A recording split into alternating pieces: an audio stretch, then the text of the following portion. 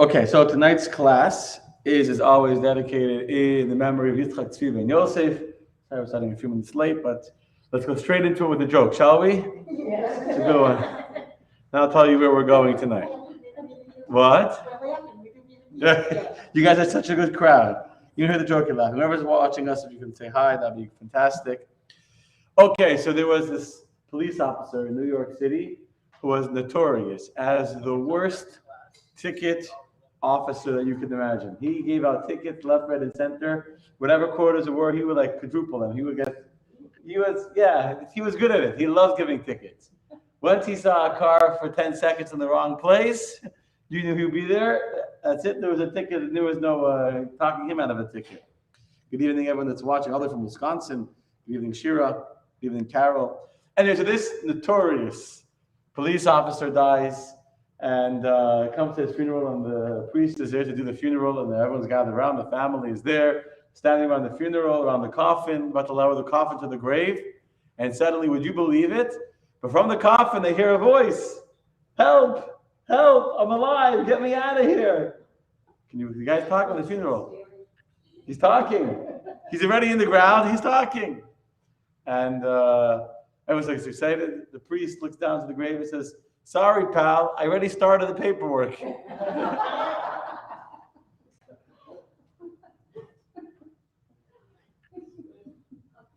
Okay, so that's a joke. Why am I sharing that joke? Besides that, it's funny, but Nora likes it.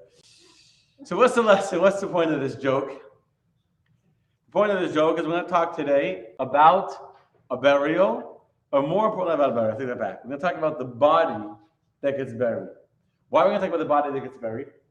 Because every week on Monday night, we sit and look for a character in the Torah reading that has a life lesson for us, some kind of psychological analysis that we can do, a psychoanalysis of the person to discover how we can internalize one character trait of them. The other side of the paper just printed on double-sided paper. But when I was reading through the Parsha this past Saturday on Shabbat afternoon, I'm learning through the whole Parsha, I saw the most explicit, the most obvious, the most open example of a me in the Bible that we've ever talked about all year. You know who was the me in the Bible in this week's Torah reading? Me. Literally me. So I'm going to share this week's Torah, we're zooming too much, from this week's Torah reading, chapter 21, verse 22, verse 23. Today we're going to talk about me, my body. And then the body is a big topic in the world, right? So me, my body. Says the Torah as follows. If a man commits a sin for which he is sentenced to death, and he is put to death, you shall then hang him on a pole. Yeah, so the Torah says the person did a sin after he's stoned or however he's executed by the court. You got to hang his body, because in Judaism, the punishment, besides for the spiritual purification that the person receives through his death, which is an atonement for his sin, there's also a major element of a deterrent against any other Jews doing the same sin. So by hanging his body on the tree, and by hanging his body on the tree, everyone can see his body hanging there and say, why is he hanging there? Oh, he committed ABC, he committed adultery, he committed whatever it is he did. Oh, okay. And that creates a deterrent to keep the society moral and upright. So the Torah is very explicit that even though we're very, very kind, benevolent people that don't like to kill people, and we're very merciful, and etc., nevertheless, when we see someone committing sins, we need to remove the evil from amongst our midst. We need to destroy and eradicate the evil.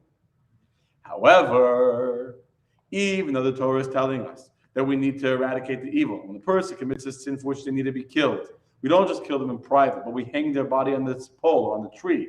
So everyone should see that they were killed, says the Torah as follows. Verse 23, but you shall not leave his body on the pole overnight. Rather, you shall bury him on that same day. They would execute a person in the afternoon, hang his body, and then right after sunset, they would already remove it. You should bury him on that same day, for a hanging human corpse is a blasphemy of God, and you shall not defile your land which the Lord your God is giving you as an inheritance. So the Torah, the person hanging on the tree is a klilas Elohim. It's a blasphemy of God hanging on the tree. And therefore, by the way, before I go, why is it a blasphemy? I'll tell you in 1 second. But from here we see a clear halacha, not a halacha, I take it back. A clear biblical command. It's not a law. This is a mitzvah in the Torah. Let me be clear. Black and white, explicit verse in the Torah that we don't leave dead people sitting in morgues or in sitting for days on end in the freezer. We have an obligation to try and bury a person as fast as possible. There's many reasons. You're correct that when the person dies, the soul can't enter heaven until the body lays its rest, and the soul is struggling, and it's a very painful time. And Zera explains how painful it is for the soul to see its body lying like that, the soul and body live together. So to ease the suffering of the soul, to speed up its process to transition, you don't want to drag out a transition. You want it to happen as quickly and painlessly as possible. By burying the body, we free the soul to go to heaven. But besides for that, the Torah is giving us a clear mitzvah. Don't leave a body overnight. And by the way, if you go to really religious communities, they do that. If you go to Israel, person passes away, they'll do it, 2 o'clock in the morning. Literally 2 o'clock in the morning. I know a person who was buried 2 o'clock in the morning. I know him, I know his child, his son. He died in the middle of the day, afternoon. This is a mitzvah of the Torah. Now, this mitzvah is in the land of Israel and Yerushalayim. Obviously, today it's almost impossible here in Florida to bury someone the same day that they pass away. It's almost. That's not true. You have family outside of Israel that has to fly in. You have people being, but the focus of the funeral is not on the family flying in. It's on the honor of the deceased, and therefore we try and do it as fast as possible so the person that's passed away shouldn't have the suffering of that time of separation where the body and soul are like each existing independently without one being given its rest so the other can have its rest. There's certain logistical issues that come up that limit what we can do. I get it. But this is the mitzvah of the Torah. Now, why is it, why is it, let's just go further. I don't want to belabor this point. Today it's very hard to do that, but it is important to recognize that this is a Torah value. That when the person passes away, in answer to your question or your statement, to say, well, the family's coming from out of state, so let's wait till next Sunday to do the funeral. Let's just give it a week so that everyone can make their travel arrangements and not miss school. Let's just involve the funeral now. They want to wait till Sunday because they don't want anyone to miss school. It's just the first day of school. Just start.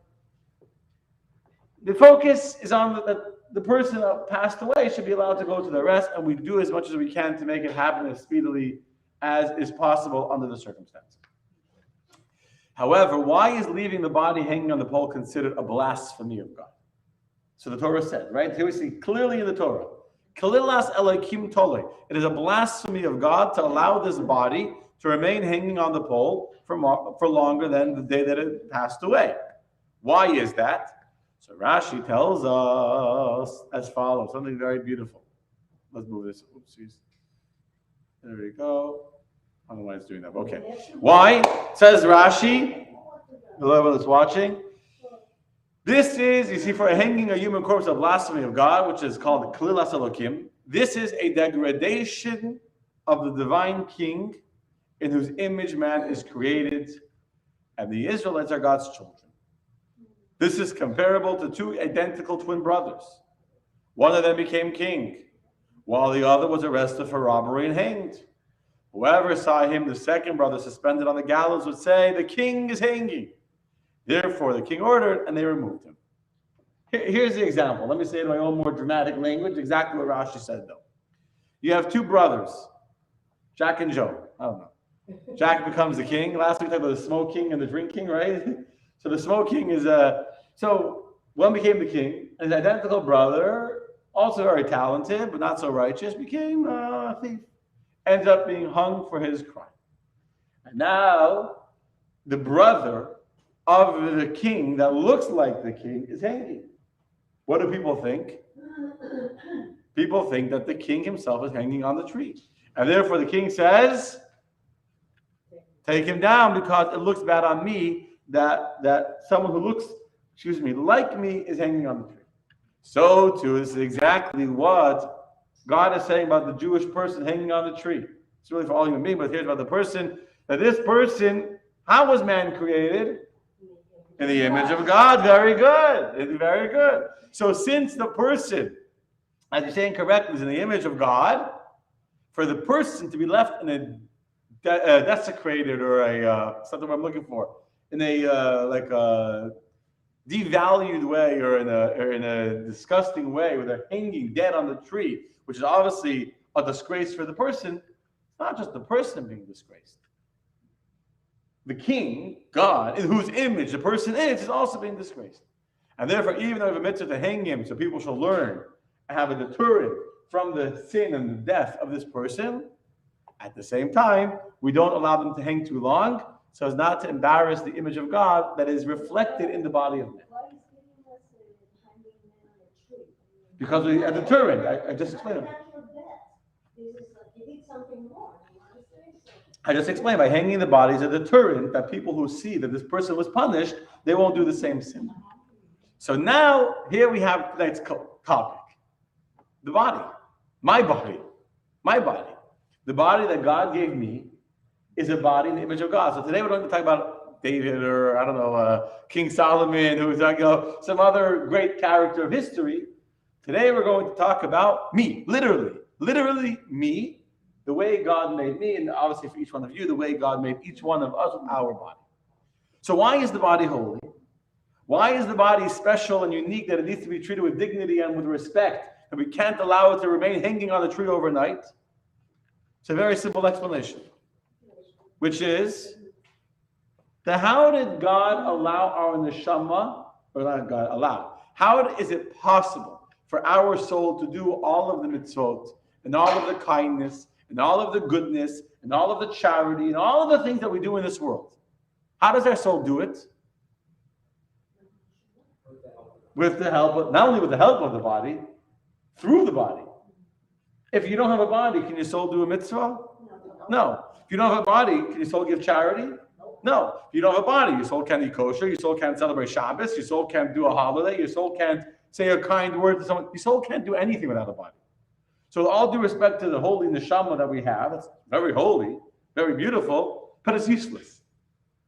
The body is the vehicle that allows our soul to be the great, wonderful, kind, holy, spiritual person that we all are. So without a body, we can't do anything.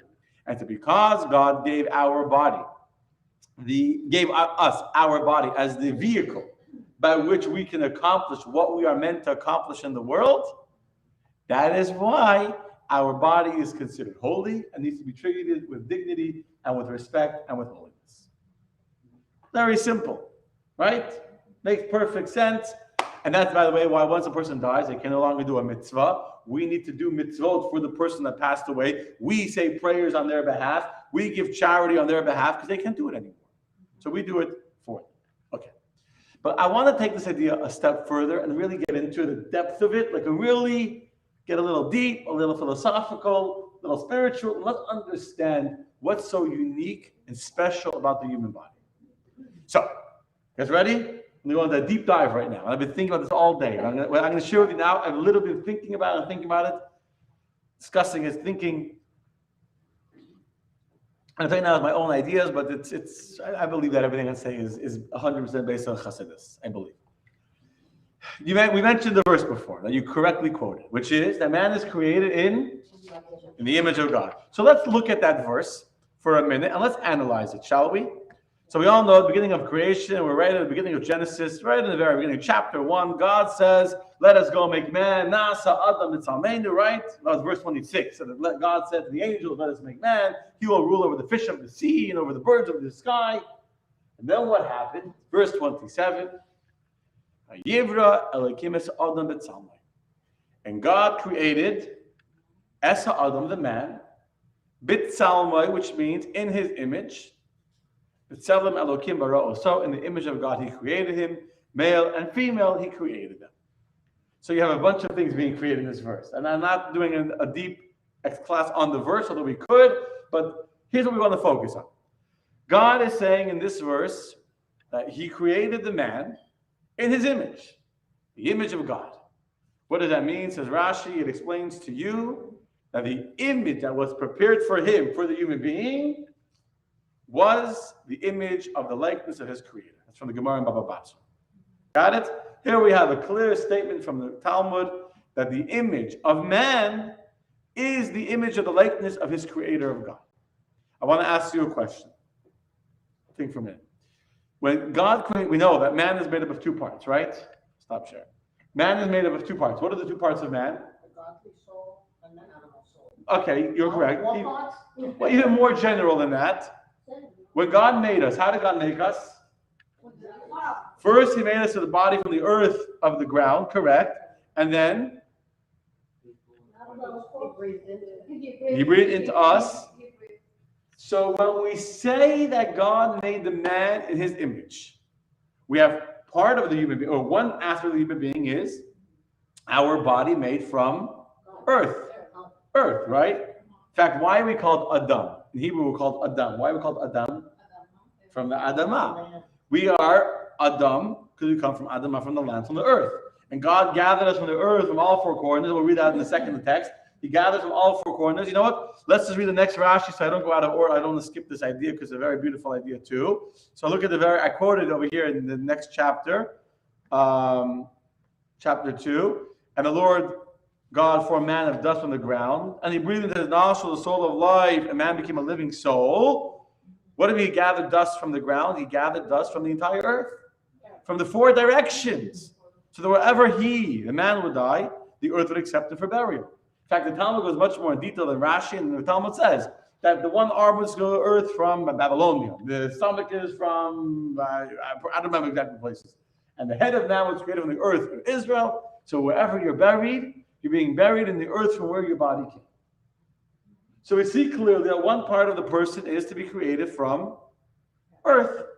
However, there's another part of the person that was created, the nostril that God breathed into our bodies, the breath of life. The breath of life.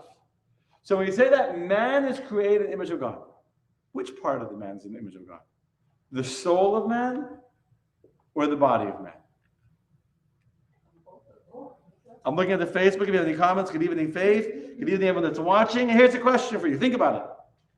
Man, God said, let us make man. And then they said, God created the man, Es ha'adam, the man, in his image.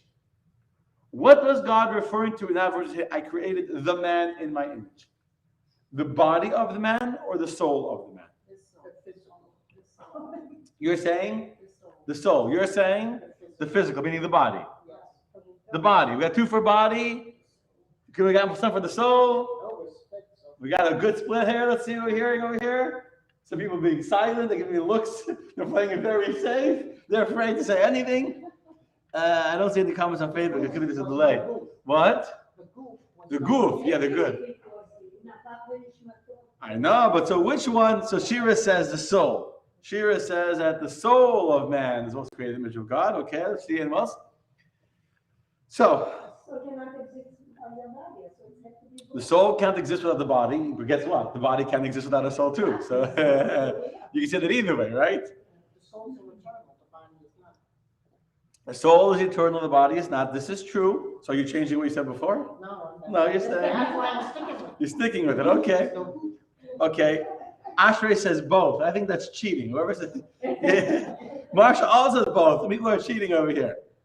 It's not, well, it could be both, but we're going to talk about one over here. I want to present to you as follows. When was the soul of man created? The soul, our neshama. When was our neshama created? No. Do you know that there's a very, very famous medrash that says that before God decided to create the world, God was conflicted about creation. God was conflicted if he should make a world or not. So what did he do, says the medrash? The min nimlach. Who did God go to ask for advice if he should create the world or not? No. Not the angels. There were no angels. The angels were created the second day of creation. They're part of the host of the heavens. His wife? God did not ask his wife. God did not ask his wife. That was it, yeah. You know who God asked? Come on, someone's Facebook should know this maybe. Who did God ask for advice? The souls of the righteous. What does that mean? He envisioned in his mind the way that the righteous souls would behave, but he asked, it's clear message, that he asked for advice from the souls, and that's what inspired him to decide to go ahead with his idea for a creation of a universe. That is in the Talmud. That's a medrash, which is the same rabbi as the Talmud, Chazal. Also says that there's a debate: who came first, the Talmud or the Torah or the Jewish people? The Jewish people came before the Torah. So souls existed. The Torah existed 2,000 years before creation. It says that Apayim Torah, Apayim Shana Kadma Torah. 2,000 years before creation was the Torah. However, if you look in the Torah, what does it say? Speak to the people of Israel. Speak to the people of Israel. Meaning, when the Torah was created by God 2,000 years before creation, the souls of the Jews already existed. More than 2,000 years before creation. So when God made the person, when God said, let us make man, and he's talking to the angels here, who is God talking to? Who is God talking about, I mean? The vehicle, the vessel of the soul, the body that would be a vessel for the soul. The vessel that will be, the body will be a vessel for the soul. I want to make my case. Let's go look again at this verse in chapter 2. Look again in chapter 2, verse 7. God, the Lord God, formed man of dust from the ground. Notice the Hebrew words.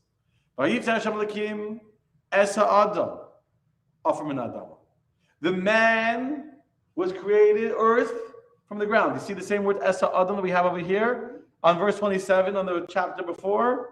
God made Esa Adam, the man, in his image. What does it say just a few verses later?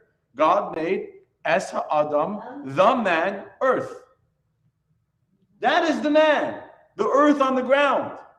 And then the verse says, that God breathed into his nostrils the breath of life, and all of a sudden, Adam, and now the man became Nefesh Chaya. Do you read the verse? The verse, I believe, is saying very clearly, that there's a few different stages here. God formed the body, the man, the Adam, earth from the ground. That's why he's an Adam. He's Afar min ha'adama. The reason why man is called an Adam is because he is from the Adama. He's from the ground. You have a lump of clay. You never heard pushing your leg sitting like a lump of clay? That's the body. A lump of, God formed the body. And then, after God formed the body, God said, now let me go give this body a soul. Let me give it life. Let me breathe into its nostrils a neshama, nishmas chaim. And now the Adam became a nefesh chaya. Now the Adam became a living being. So why is it stopped? What comes out clear from here, what's clear from this verse? When God said, let us make man in our image, when God said that he took the Adam, what's being created in the image of God? The holy soul that we have or the body that we have? It's the body. The body. You guys with me? What? You guys see what we're talking about over here? So when we talk about, and now I'll show you this. So we have a body that is in the image of God. We have a body that's in the image of God. I'm going to go back over here. Okay. And now, you'll notice that this is something unique about the creation of the human body from all of the creations. When every other creation was created, including the animals that also came from, let's talk about the animals, because the animals also came from the earth. I don't have the verse in front of it, but I'll tell you.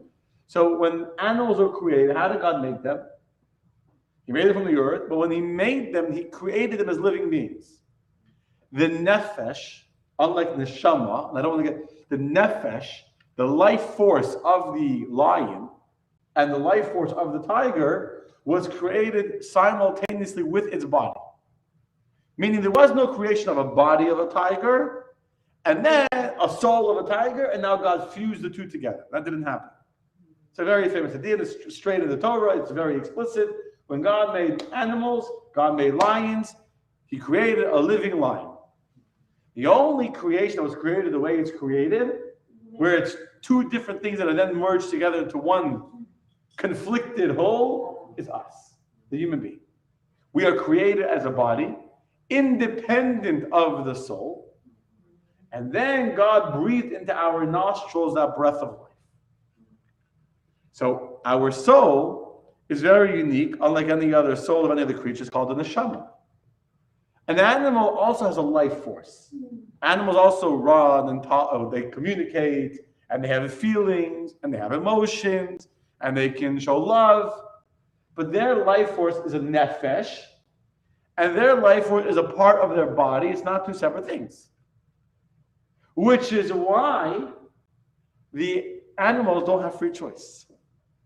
So why do you use the terms of nefesh behemit? That's a spirit, because we have a part of our existence. The nefesh bahamit, the animal soul, is a part of our existence that's animalistically oriented, it's bodily oriented, and that's a nefesh. The body has a life of its own. How do you know that? Because God created a body as a body.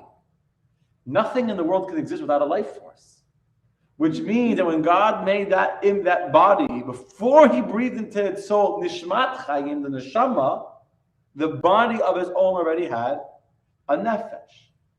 And then God gave it a neshama. Now I'm getting to the Hebrew terms, and I don't want to go there. Here's where I do want to go.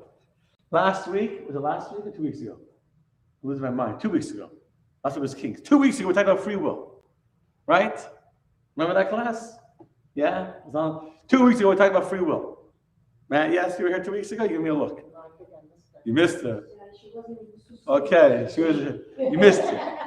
But in Jewish thought, in Jewish theology, free choice is absolute, right? You have to believe in free choice. Choice is the foundation of everything, correct? And yet the only creature that has free choice is the human being. Why? Because God created man in the likeness of God, in the image of God. Meaning, every other creature is a creation of God. A creation of God means that it's, by definition, has its nature is whatever God gave it. So God gave an animal a certain characteristic, a certain instinct, a certain impulse, and the only way that that animal can ever behave is according to its instincts and its impulses. That's the way that they were made. Every creature in the universe is like that. Whether it's a sun, whether it's a tree, whether it's a flower, whether it's a dog, whether it's a lion, they're given a certain nature by God, and they don't have a choice to not behave the way they're supposed to behave. Lions behave the way lions behave because that's the way lions were created to behave. So a lion can never sin before God. Even though a lion will tear up another animal, that's the way God made it. That's its creation. That's its instinct instilled within it by its creator. The only creation of the world that cannot do the instinct that God gave it is us, the human being. You know why? Because we are the only being that's in the image of God, meaning that we are God-like, that we can transcend our own nature and behave not the way that we were instinctively created to behave, but we can behave differently. We can not only react to our surroundings, to our stimuli, but we have the ability to act upon our circumstances, etc. Meaning, because we were created with these two opposing forces, because we were created with a body that had no neshama, that came from the lowest places, and because we have a soul that's from the highest places, therefore we can have this dichotomy of free choice. So it's just interesting, I don't want to go too far now. So when God says that the tree, that the body hanging on the tree is a desecration of God's name, what is it referring to? Not the soul of the person, the body of the person. the body of the person. And in fact, I'll say one more thing, I go a little bit more Kabbalistic and spiritual. The soul of God, the soul of man, is not a creation of God. The verse that we quoted said that God said, let us make man. And God made the man, meaning he created a man. The soul is unique. You know what's unique about our soul? That our soul is not a creation of God, outside of God. It's a chelek Eloka. It's a part of God. So the soul is not a part of is not a creator, but it's not a separate existence that's created. So if I draw art, now I made something that's independent of me. But if I push, it's my energy, but I didn't actually create something. There's an energy of a person. It's not the person, but I'm giving off a certain aura. Giving off a certain, I'm in a really, really happy mood. So everyone around me is happy. That's not it's the energy of the person. So I don't want to go too into it, but if you think about it, I was thinking about it a lot today. The soul is not made by God. When I say that God made the body or the person in the image of God, it doesn't mean the soul. The soul is not a made. It's not a creation. It's an extension of God. It's a manifestation of God. If you learn Tanya, you know that the soul is a part of Hashem. So the thing made in the image of God is our body.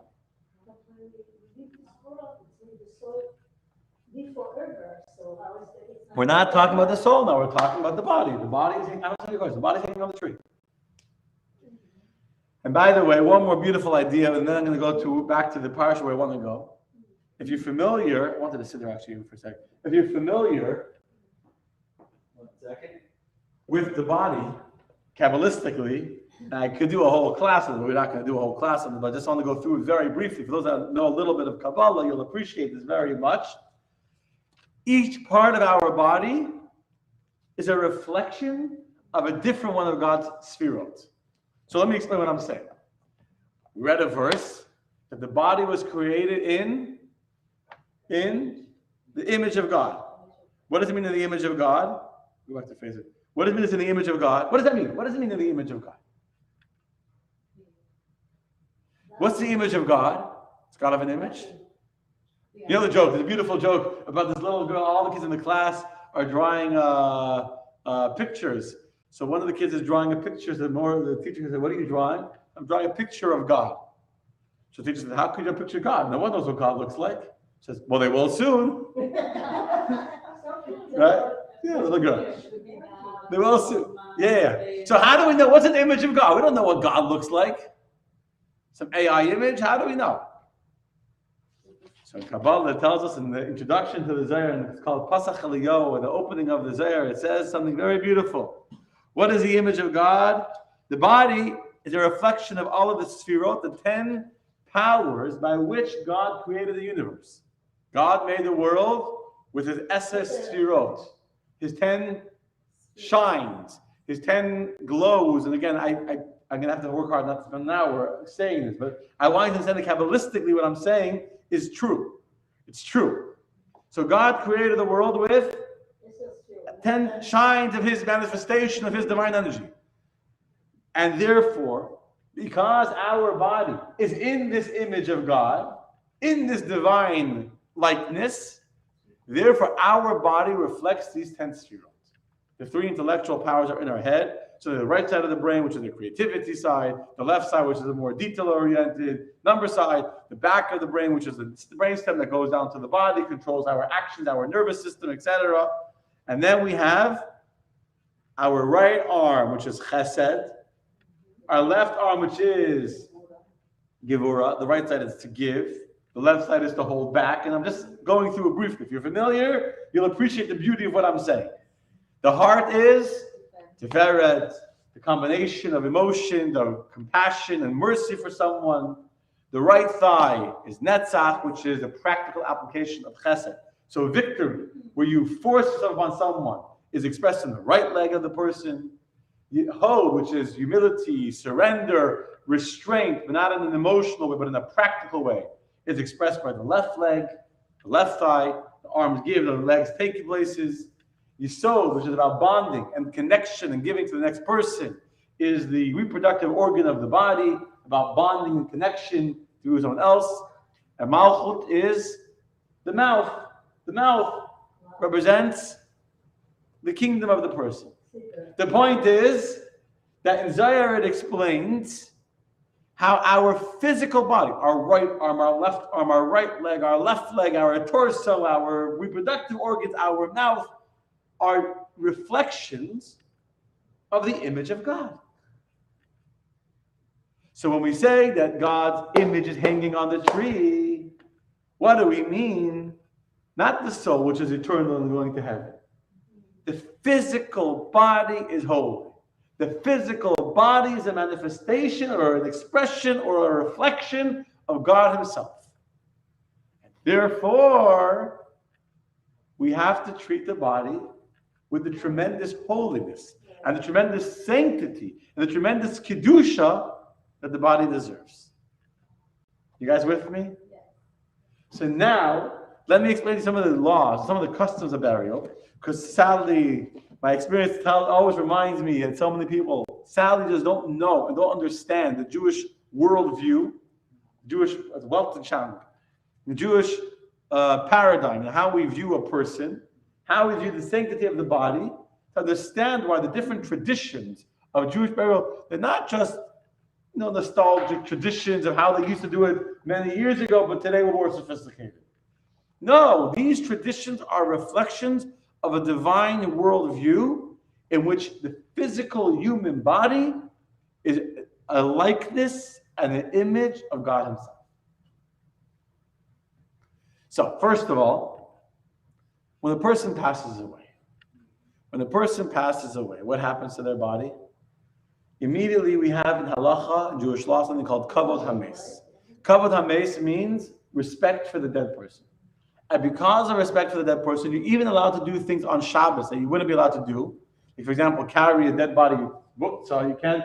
But if they're lying in a place where the sun is shining and their body might decompose or animals may come or something, even though seemingly there's no pekuach nefesh, you're not saving a life, the person's already passed away, nevertheless, because of our obligation to preserve the dignity of a dead body, Jewish law mandates us to do certain things on Shabbos to protect the dignity of that corpse, that body. But that's the only time that you're not allowed to bury Shabbat. We don't bury Shabbat because you're doing a malacha that's not to save a life. But to do something to preserve the body, if the body's laying in a place where the sun is shining, you need to move it indoors, or get animals, you're allowed to move it. Even though they have no benefit, it's muktzah, you're allowed to. By Jewish law, when the person passed away, we cover their face. We cover their face. Why? Same thing, we don't have open caskets. Open caskets are against Jewish law. The open viewings where they go, and if you go walking on YouTube, I think that's a whole thing now, like how they prepare the body for open viewings. They use glue guns and they use staple guns and they use sticks in the face. They look pretty and smiling, but the person died, right? And they're not smiling, they were grimacing or whatever. So they force their face up. It's not going to stay naturally. They got to start gluing it and pulling it and using metal hangers to contort the face to have this pretend beautiful illusion. Well, so why don't we do open casting? Besides that, it desecrates the body. A dead body is not a museum piece. It's not a trophy. It's something, when you have something holy and special, how do we keep the Torah?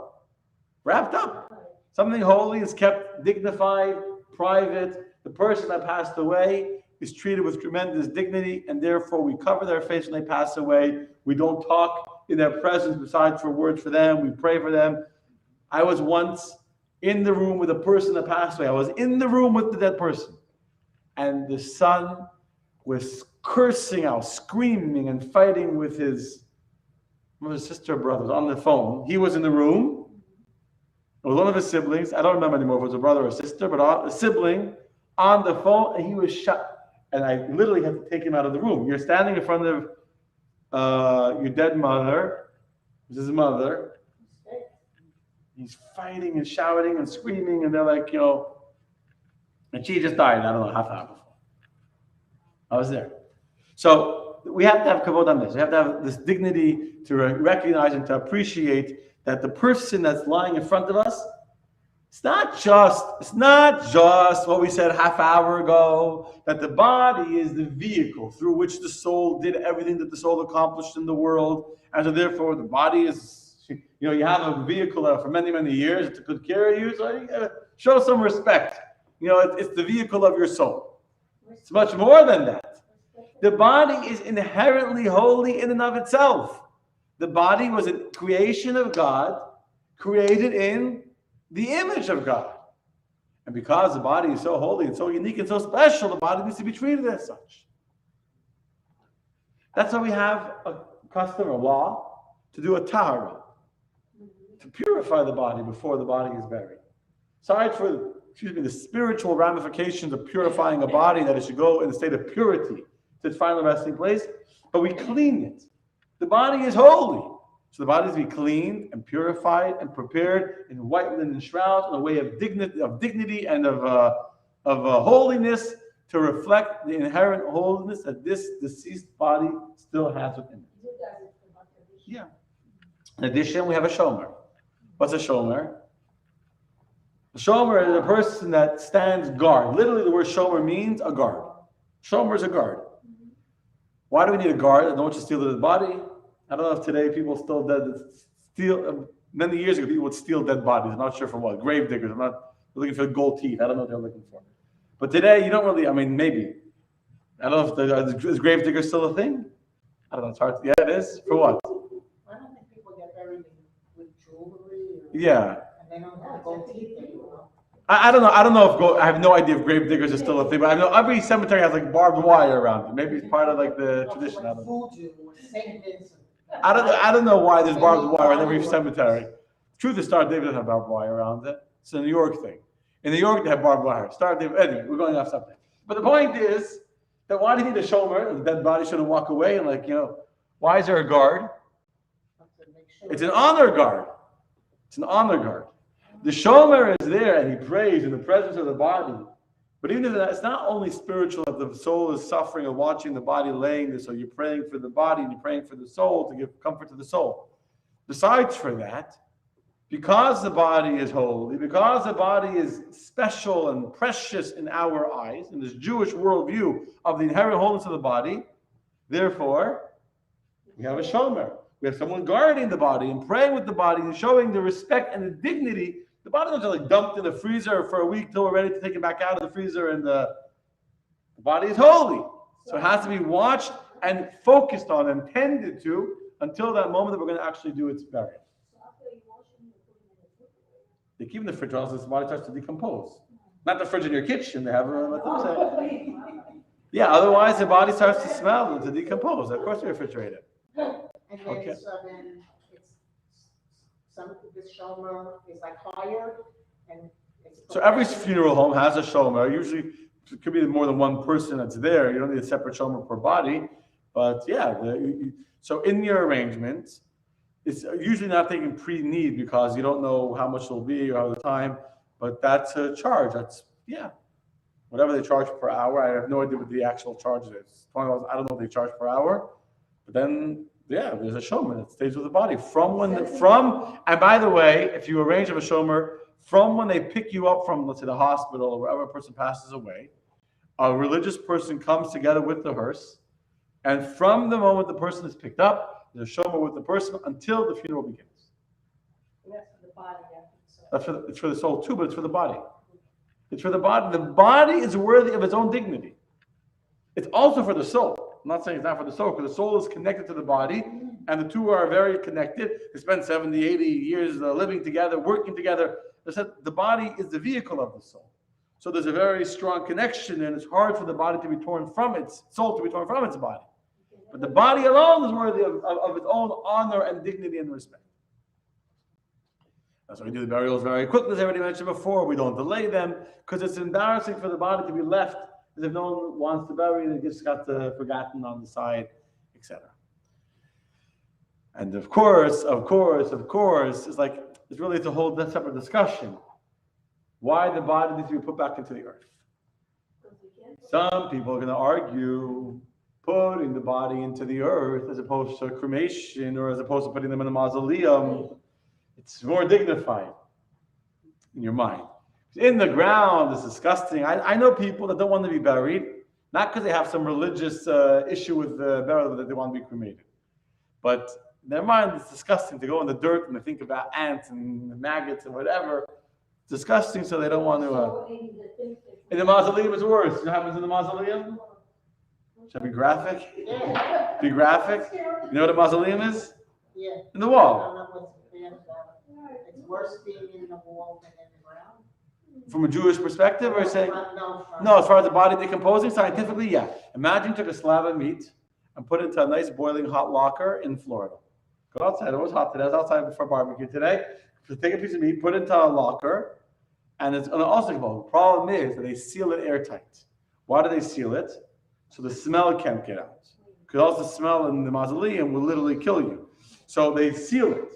So what happens is because it's sealed, the air, when the body decomposes, there's nowhere to evaporate to. So it turns into liquid. It turns into it still decomposes the body. The body doesn't stay as a body. It decomposes into just a pool of liquid. So those people And- never been coming to I don't want to say that. And I was speaking to a rabbi, I don't know, a year ago, who was involved in taking a body out of a mausoleum and giving it a proper kosher burial. He was describing to me exactly what it entails to take it out and to clean it out, to move it, and like the stench and it's all just liquid. So they have to clean out the script of that whole thing has to be buried. It's very complicated. Yeah, It's very but there's so many to be buried in the ground, but because of the husband, she's Yeah. neglecting, so she can't. Anyway, so the point is, and cremation is even worse. What happens to cremation? You become ash. But besides for the fact that if you're cremated, God forbid, you can't B'chiyat HaMesim and the resurrection of the dead and all of these very basic ideas. But just focusing on the theme of tonight about the honor of the body. What's a greater honor for the body? To become the earth or to become ash? To become earth. You know why? So first of all, you're 100% correct. The Torah says, from earth you are, and to earth you shall return. And I already quoted earlier tonight, verse number 7, that said that God made the body by gathering it from earth or whatever.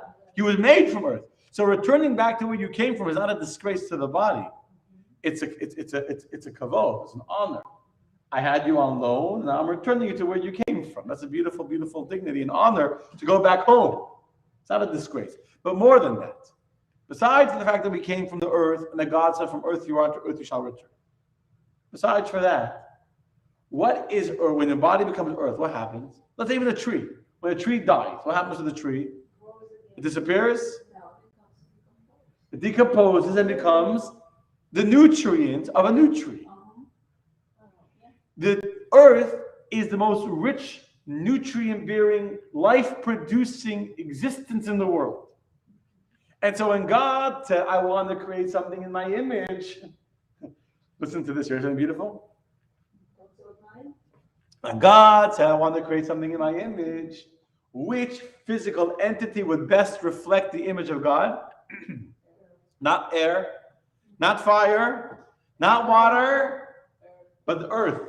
The lowest of the four elements that on one hand is the most simplistic, the least alive of the four, has no life of its own, but on the other hand contains more life within it than water and air and fire.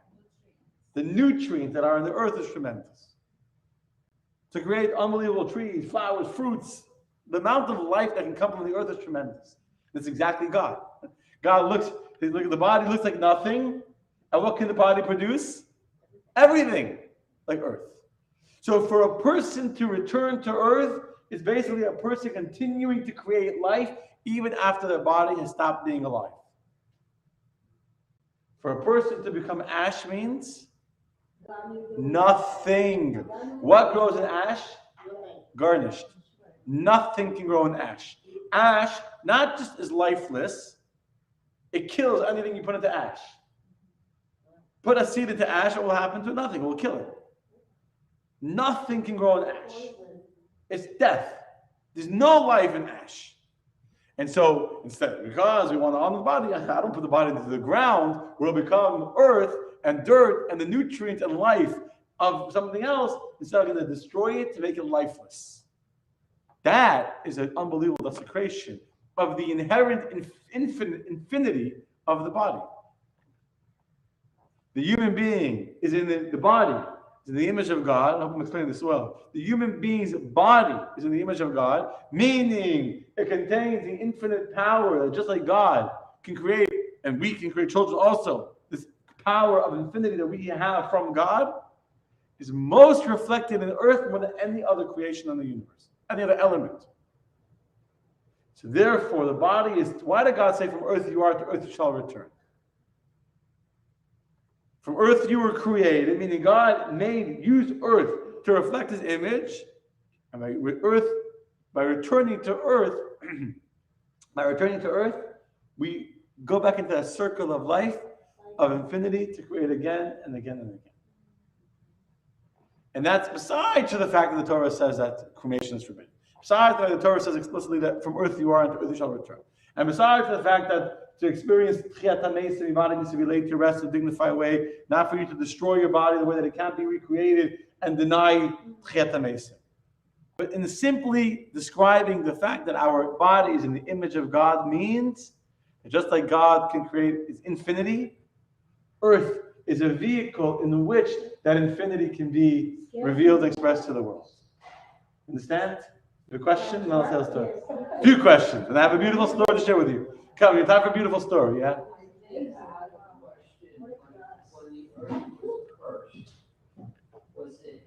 God take away the curse from the earth? So earth was cursed that thorns come out, so that when we work, we have to work hard. We have to work hard to reveal the power within the earth. Before the curse, the earth just immediately revealed its greatness. But that greatness of earth still exists.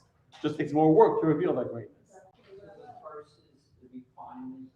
The curse is that we are cursed. And we have to, by the sweat of our brow, you shall work to reveal, to pull. And even when we work, the thorns come out. So the ones who are suffering is us. Yeah, the earth is still amazing. The earth is still amazing. It's we that suffer. So those babies that born today, so they're not from earth, they're coming from different directions. Every single human being is. Why did God choose earth to be the vehicle of expressing himself? I explained. Because earth contains the most infinite potential of any single existence in the universe. Of course, by being born, what's the cycle of infinity in the universe? Giving birth to a child is the closest you can ever come to being godlike. Now, I said this many, many times. I'll say it, I'm sure, many more times. The closest we ever come to being like God is creating a child. The birth of a whole new life. Okay. You have a question or you want to hear a story? Okay. You want a story? A good one. A good one. Hi, my friends. So, there was a rabbi from Deal, New Jersey. His name is Rabbi Stephen Hemmel. That's his name. This story happened a few years back. So he lives in Deal, New Jersey. He has grandkids that live in Brooklyn. He had a custom every year before Rosh Hashanah to go and pray with him and his wife to go to a cemetery somewhere, I don't know exactly where, I don't remember which highway. There's a cemetery where his in-laws were buried, and they had a custom to go pray. The family, him and his wife, they would go, or his wife, before Rosh Hashanah, they would go pray at the grave of her parents. So custom is brought in Jewish law. That's why we're going on the soul trek to the Ohel. It's brought in Jewish law that by the high holidays, you go to pray at the holy graves, at family, at the holy Jews, to help intercede and to fight our case in heaven. So we're going to the Ohel before Yom Kippur. Anyway, so that if you do, we wouldn't be able to go before Rosh Hashanah for whatever reason. It was a few weeks before Rosh Hashanah. Now, in the month of El, exactly this time of year, I don't know how many years ago this happened, several years ago, he's driving with his wife, they're going to Brooklyn. For whatever reason, they're going to see the grandkids, maybe they're going for a simcha, they're going for the weekend, they're driving to Brooklyn from New Jersey. And as they're driving, they're on the highway, they're coming to the exit where the cemetery is. So on the spur of the moment, you know what? We have time, we don't need to be in Brooklyn tonight, there's no rush. We're anyway on the highway, this is the exit. We're not going to go to Rosh Hashanah in 2 weeks, 3 weeks. Let's go to the cemetery now and pray about your parents' graves now. It's, instead of making a whole separate trip in 2 weeks, let's go now. I just said in Jewish law it says you should go now. So, good idea. Okay. So on the spur of the moment, they pull off the highway, go to the exit, they drive 5 minutes, whatever it is. They come to the cemetery, they go to where her parents are buried, they're praying, they're saying Tehillim, whatever they're praying over there. And nearby there's a funeral going on. They come, they see this couple there. They come over to Rabbi Hemel. They say, we have 9 people. Could you make the minyan so we can say Kaddish at this funeral? Absolutely, of course. If you're the 10th person at a funeral, you say Kaddish. Not even a question. He says, his wife, you wait here. I'm going to walk to the other side. I'm going to walk there, whatever. He comes. They do the funeral. They say Kaddish, and they leave. So they didn't bury the body. They didn't bury the body. Now, burying the body is hard work. And, of course, we know that you can't say Kaddish till the body is buried. That's a kura, it's to bury the body. But if you're just doing a ceremony, and you don't do the actual sweat and labor of burying the body, you throw a few ceremonial shovelfuls of dirt on top of the grave, and then you leave. Say Kaddish and you leave. Okay? So they put a shovelful of earth on top of the coffin. They put the coffin in the ground. They put on they put a shovelful of earth. Whoever was a Kaddish, and then they go. So he says, where are you going? We got to bury him. So the funeral workers, there's a cemetery. They'll come, they'll cover the earth.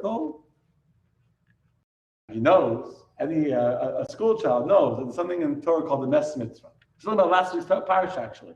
Of the Eglah, you find a corpse on the side of the road, don't know where it is. Where is he buried on that spot? He acquires a land, a dead body, there's no one to care for it. This is a disgrace. The body in the image of God to be left lying alone on the side of the road unattended. More important than any other mitzvah you were doing, it can be Yom Kippur. You see a Mes Mitzvah, an obligation to help take care of the funeral of that person. Even the Kohen Gadol, who is not allowed to become impure for his own wife's wedding, for his own wife's funeral, for his own parents' funeral. The Kohen Gadol would become impure to help bury a person that was left on the side of the road. They want to bury him if there was no one else next to the Kohen Gadol that could take care of that body. I mean, the Kohen Gadol wouldn't even go say, let me go find someone to go bury this person. The Kohen Gadol saw the dead body, he had to go bury the person. So he knew that. So he's going to leave this dead body lying there unattended till the funeral workers come to bury the body. Can't do that. And these little workers, they have a shovel there. So they start to shovel in the earth. Now here in Florida, we just cover the earth, and we pull the lever because they bring trucks. They don't have piles of earth on the side. But if you go to New York, I've officiated funerals in New York. They don't have trucks like that. They're not so sophisticated. There, the entire earth is all done by hand. No, the whole thing. My grandfather, I'm saying, the whole thing is done by hand. There's no they don't use a truck. The whole thing is filled. So, and all of that should be done by a Jew. It's very important when you're putting in the earth into the ground. It should be done by a Jew. So why every funeral I officiate, I wait till the bring the dirt. I myself pull the lever, and I'm the one that's actually raising the back of the truck to bring the dirt into the earth.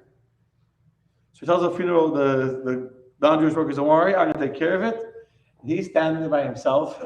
It's beautiful. It's Elul, right this time of the year. How hot is it outside now? I'm saying New Jersey, I don't know. It's hot. It's in September. He's standing there all by himself for an hour and a half, 6 feet of earth by himself. He fills in the whole. He's wondering to himself, who is this person that I'm burying? I was like wondering. He wasn't planning on being at the cemetery today. He was planning on driving to Brooklyn. Literally on the spur of the moment, saying, you know what? Anyway, here we have time. Let's go to the cemetery today instead of in 2 weeks. So he just happened to be there on the spur of the moment. But he happened to be called because they wouldn't even know outside the cemetery. They didn't have it. They only had 9. They called him to go there to be the 10th, and they left. And how he's all by himself, burying this person. Who is this person? And he finishes the entire burial all by himself, hour and a half. Can you imagine? He's dirty, he's sweaty, he's tired, but he's so curious. Like, who's this person? Is this by chance? Is there something? So there's a marker at the end of the funeral. Right? There's always a marker by the plot. Who is it? So he saw the name of the person. Didn't know who it was. I don't know the name of Chaim Beryl. He was very curious. Who is this person that he buried? I would have to imagine to think all the kinds of things you can think about the person. He's very curious. And he looked around. He Googled. He didn't see anything. He didn't know who he was. A few days later, he spoke to his teacher, his Rosh Yeshiva, who is Rabbi Herman Neuberger, who is Rosh Yeshiva of Ner Yisrael in Baltimore. I think in Ner Yisrael, a very, very big yeshiva. And he spoke to his Rebbe. He told the whole story. And he said, I was driving to. It was like really like didn't understand what was the message. Like, what was the story? Why did God make this happen to him? So he asked his rabbi, like, how do you interpret this? I was driving. I was stopped by the cemetery. They called me to be the 10th man. Everyone ran away, left me up by myself with a dead body. I had no choice but to bury by myself. So his rabbi, Rabbi Nuremberger, says, who is this person? What was his name? So he tells him the name of the person. And he hears over the phone that Rabbi Hemmel hears over the phone that Rabbi Nuremberger gets like totally like stunned. You hear like silence of the lion. So what happens? He says, what's the name? He says the name again. He says, you'll never believe it. He says, do you remember 50 years ago when you first came to Ner Yisrael? Your father put you on the bus from New Jersey, sent you on the bus to Ner Yisrael in Baltimore. You came, in whatever. And after you came, your father lost his job. A few months later, your father lost his job. Yeah.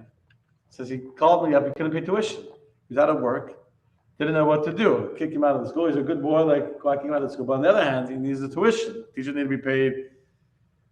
So now, Rabbi Nuremberger says, so I had to figure out how, I felt bad. Your father couldn't pay tuition. I'm not going to kick you out of the school. So I had to find a sponsor to cover your tuition. Who was the person that sponsored your tuition 50 years ago? This person that you ended up being the one to bury them all by yourself. You understand that story?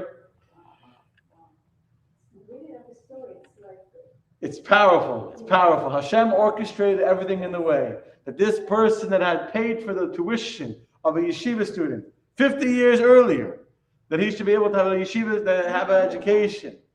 And now he's an old man. 50 years later, he's an 80, 90-year-old man that got buried without a minyan almost. That he should be not only to be the one to make the minyan that they can say Kaddish for him, but that he should have the honor of being able to put every single shovelful of earth on top of him to give him that final dignity of a kosher burial, the way a Jew should be buried, was Hashem gave him that opportunity to pay back that kindness. He didn't even know about it. A kindness he got when he was a young kid. He didn't even know. He was a yeshiva student. He didn't know about it. To be able to repay that kindness, that person 50 years later. Understand? That's the story. Anyway, we have understanding of the holiness of the body and the dignity that we need to treat our body with. And that's the story, my friends. God shall bless each and every one of you. If you have any other comments here, beautiful story. Thank you, Joe. Thank you. Good evening from Pennsylvania. We have people from Wisconsin watching from Philadelphia, Pennsylvania. Okay, Laila Tov, my friends. Next week.